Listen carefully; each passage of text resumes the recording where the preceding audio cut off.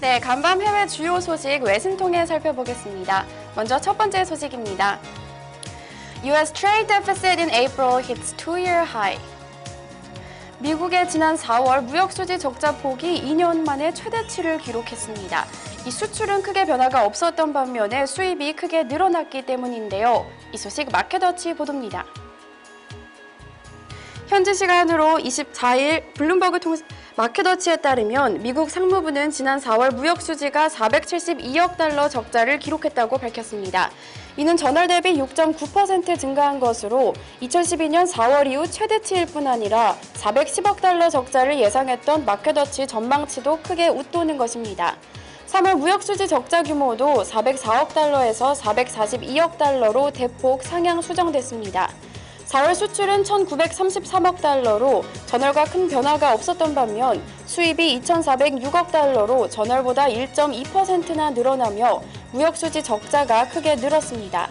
데이비드 버슨 네이션와이드 보험 이코노미스트는 미국 경제가 회복되면서 수입은 늘어났지만 세계 경제 성장이 둔화되면서 수출이 탄력을 받지 못하고 있다고 평가했습니다.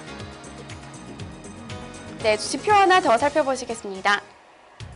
Company said fewer workers than forecast, ADP data show. 네, 지난달 미국의 민간 부문 고용이 예상보다 부진한 것으로 나타났습니다.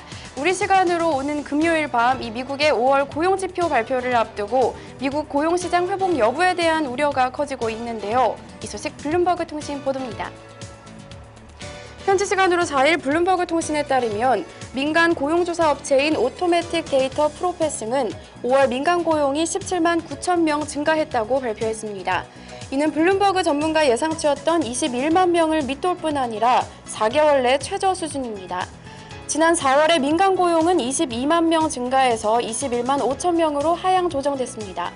업종별로는 제조업에서의 고용이 1만 명, 건설업에서 고용이 14,000명 증가했고 금융부문과 전문 서비스 분야의 일자리가 각각 6,000개, 46,000개 늘어났습니다.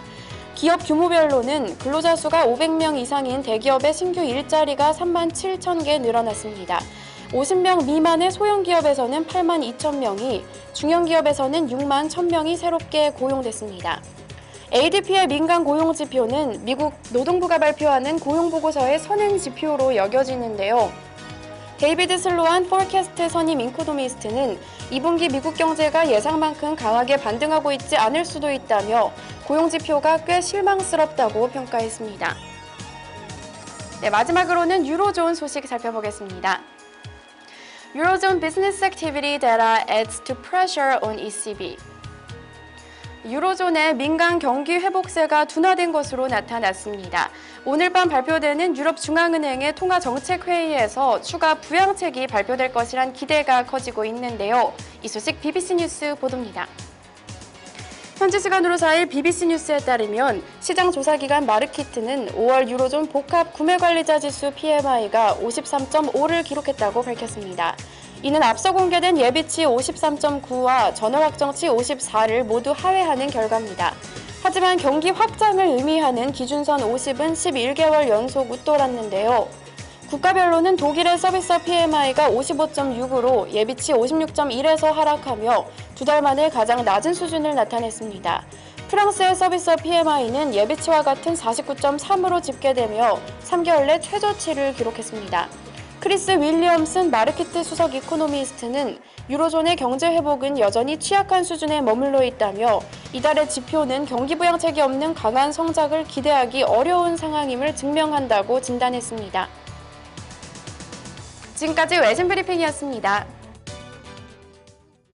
네, 아무래도 하루 쉬었기 때문에 체크해볼 사항이 조금 더 많았던 이런 미국 증시 그리고 글로벌 증시가 아닌가 싶은데요. 아직까지 조금씩 상승을 하고 있기는 하지만 뚜렷한 방향성 나타나지 않고 있습니다. 현지 시간으로 5일 유럽에서 있을 20일 회의에서 아무래도 좀 방향성의 키를 찾아볼 수 있을 것 같습니다. 네, 반대로 유럽 같은 경우는 또 지난주에 이제 여러 가지 관망세들이 나오더니 이번 주에는 다시 좀 명암이 엇갈리는 그런 모습을 좀 보여주고 있고요. 지금 이제 엔화가 계속해서 하락하고 있는데 이 부분이 이제 우리 우리나라 제조업이나 수출업에 또 어떤 영향을 미칠지 이런 부분이 증시에 또 어떻게 반영이 될지 이런 부분들도 좀 꼼꼼히 체크를 하셔야 되지 않을까 하는 생각입니다. 자, 어쨌든 오늘이 이제 마지막 거래일인 만큼 여러분들께서도 좀 많은 부분 좀 체크를 하시고요. 또 다음 주를 대비하는 그런 모습도 가져가야 되지 않을까 하는 생각이 드네요. 자, 토마토 모닝쇼 1부는 여기서 이제 마무리를 짓도록 하고요. 저희 잠시 후 2부에서 다시 뵙도록 하겠습니다.